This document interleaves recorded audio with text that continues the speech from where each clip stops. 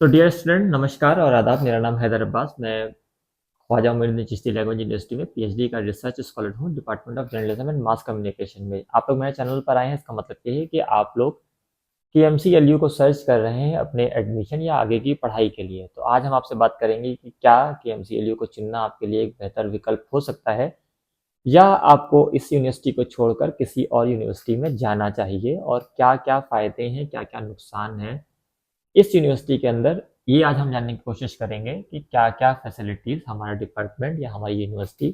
मैं जो स्कॉलर हूँ, मैं department of journalism and mass communication का स्कॉलर हूँ और मैं इस वक्त पीएचडी कर रहा हूँ यहाँ से जीआरएफ करने के बाद, यानी मुझे जीआरएफ की फेलोशिप मिलती है।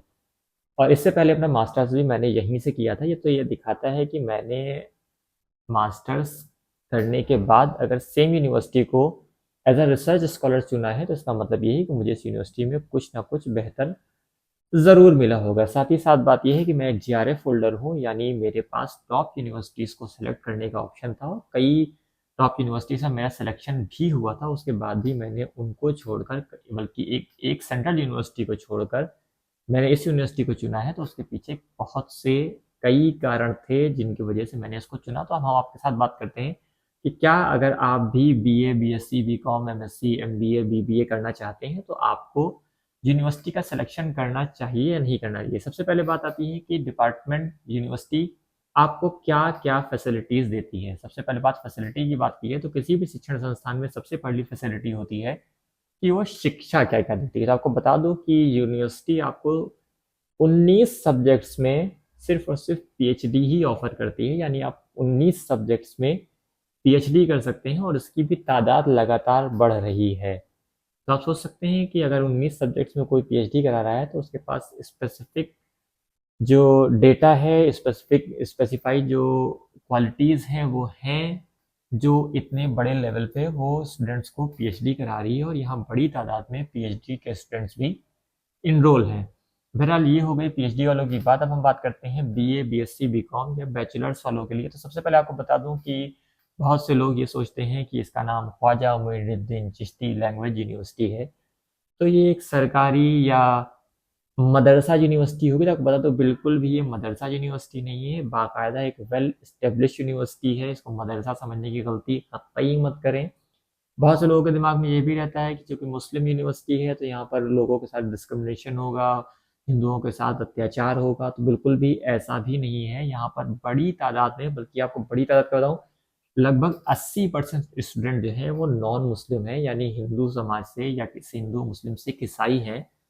और उसके बाद सिर्फ 10 से 15% ही मुस्लिम है। तो इस बात का भी बिल्कुल भी वो मत रखिएगा कि ये नाम ख्वाजा मोइनुद्दीन है तो यहाँ मुसलमानों की तादाद ज़्यादा होगी और हमें इससे दिक्कत होने वाली है, क्योंकि इस बात को लेकर भी कई ज़्यादा स्टूडेंट्स परेशान रहते हैं। पर इस बात को हटाकर अब हम आते हैं कि यूनिवर्सिटी आपको ऑफर क्या क्या करती है। तो मैं आपको कैमरा का एंगल चेंज करके बताऊंगा कि हमारी यूनिवर्सिटी आपको क्या क्या ऑफर करती है आपके एजुकेशन के लिए। तो इतनी ज़्यादा चीज़ें हैं कि अब मुझे सिस्टम को देखना पड़ेगा, तो मैं आप लोगों से नज़रें मिलाकर वो चीज़ें एक्सप्लेन नहीं कर पाऊंगा। लेकिन इस बात का ध्यान रखिएगा कि मैं आपको क्या क्या बता रहा हूँ, कि यूनिवर्सिटी आपको क्या क्या सब्जेक्ट्स ऑफर करती है। और हो सकेगा तो मैं आप लोगों को उन डिपार्टमेंट्स का क्या कहते हैं, स्टूडेंट्स का रिव्यू भी देने की कोशिश करूंगा कि आप लोगों को उसमें और ज़्यादा आसानी हो।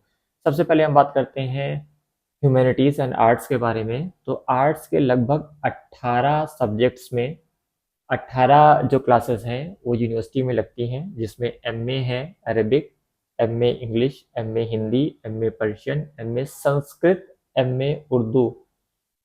ये हो गया एमए के लिए। उसका BA Arabic, BA English, BA Hindi, BA Persian, BA Urdu, BA Awadhi, BA French, BA Chinese, BA German, BA Japanese, BA Sanskrit, BA Pali. इतनी चीज़ें आपको ऑफर होती हैं बीए के लिए। इसके बाद जो बात आती है एलएलबी या लॉ के बारे में, तो एलएलबी भी यहाँ है, 5 ईयर एलएलबी भी है, 3 ईयर एलएलबी भी है, और एलएलएम की भी फैसिलिटी है। और इन सब में 60-60 सीटें, यानी 60-60 सीट्स जो हैं वो अवेलेबल हैं। यहाँ पर फार्मेसी की सीटें भी अवेलेबल हैं, जो कि बी फार्मा और डी फार्मा दोनों के लिए हैं, और इसमें भी 60-60 सीटें हैं। इसके अलावा जिसकी सबसे ज़्यादा चीज़ें पूछी जाती हैं कि वो है बीटेक या टेक्निकल एजुकेशन। तो आपको बता दूं कि बीटेक यहाँ किस किस स्टेट में अवेलेबल है। बीटेक अवेलेबल है मैकेनिकल इंजीनियरिंग में, सिविल इंजीनियरिंग में, बायोटेक्नोलॉजी में, कंप्यूटर साइंस में, ऑटोमेशन में, कंप्यूटर साइंस में, आर्टिफिशियल इंटेलिजेंस में, मशीन लर्निंग में, कंप्यूटर साइंस में, साइबर सिक्योरिटी में, और सभी में जो है 60-60 सीटें हैं, और इसमें कंप्यूटर साइंस में आपको 120 सीटें मिल जाएंगी। ये हो गया बीटेक के लिए। इसके अलावा एमटेक भी है। एमटेक कंप्यूटर साइंस में है, एआईएमएल में, जिसकी बहुत ज़्यादा डिमांड है, लेकिन इसकी सिर्फ 18 सीटें हैं। और इसके अलावा स्ट्रक्चरल इंजीनियरिंग है, उसकी 18 सीटें हैं। एमटेक की बता रहा हूँ। बायोटेक्नोलॉजी है, इसकी भी 18 सीटें हैं। और एमएससी इंडस्ट्रियल केमिस्ट्री है, इसकी 20 सीटें हैं। ये जो आपको ऑफर करता है, ये ऑफर करता है बीटेक के अंतर्गत। इसके अलावा जो यूनिवर्सिटी आपको ऑफर करती है, इसके अलावा यूनिवर्सिटी आपको ऑफर करती है सोशल साइंसेस में, जिसमें आप एमए एजुकेशन कर सकते हैं, एमए जर्नलिज्म कर सकते हैं, जो मैंने खुद भी किया हुआ है, एमए हिस्ट्री कर सकते हैं, MA geography, MA economics, fine arts, political science, social science, education, history, science, home science, economics, fine arts, political science, physical education, vocational in music और फिलोसफी, और बीपीईएस कर सकते हैं, बीए कर सकते हैं, सोशियोलॉजी कर सकते हैं, बीएड कर सकते हैं। इतनी फैसिलिटीज आपको यूनिवर्सिटीज देती है। इसके अलावा बात करते हैं कि फैकल्टी ऑफ साइंस की। तो फैकल्टी ऑफ साइंस में आपको एमएससी होम साइंस मिल जाता है, इसमें 20 सीटें हैं। एमसीए मिल जाता है, जिसमें 60 सीटें हैं। एमएससी जूलॉजी मिल जाता है, इसमें 20 सीटें हैं। बायोटेक्नोलॉजी में 20 सीटें हैं। एमएससी माइक्रोबायोलॉजी में भी 20 सीटें हैं। इसके अलावा आपको बीएससी मिल जाता है, बीसीए मिल जाता है। और बीएससी में क्या क्या मिलता है? Home science, zoology, botany, biotechnology, microbiology, physics, chemistry, mathematics, statics और कंप्यूटर साइंस। और इन सब में 30-30 सीटें हैं। बीसीए में 180 सीटें हैं।